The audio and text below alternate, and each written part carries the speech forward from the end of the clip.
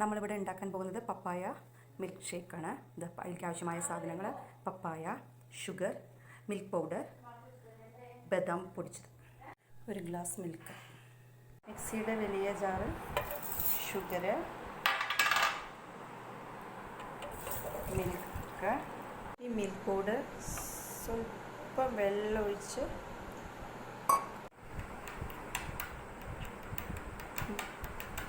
Milk powder വെള്ളമൊഴിച്ച് ഇതിൽ milk made ഉണ്ടെങ്കിൽ അതായാലും മതി. എൻ്റെ കയ്യിൽ മിൽക്ക് മെയ്ഡ് ഉണ്ടായില്ല, അതുകൊണ്ട് ഞാൻ പാൽപ്പൊടീനെ ഇങ്ങനെ ആക്കിയെടുത്തു.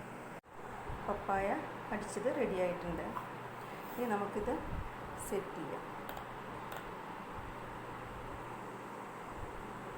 ഒരു 2 സ്പൂണ് മിൽക്ക് പൗഡർ പേസ്റ്റ്,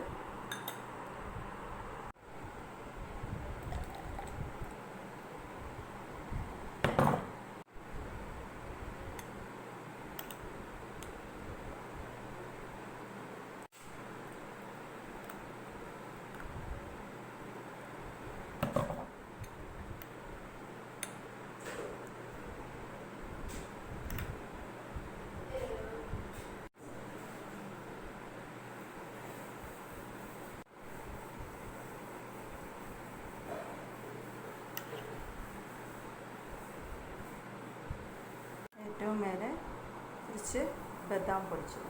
ഈ പപ്പായയുടെ കൂടെ നമുക്ക് ചോക്ലേറ്റ്സ് ഒന്നും ഇതുണ്ടാവില്ല.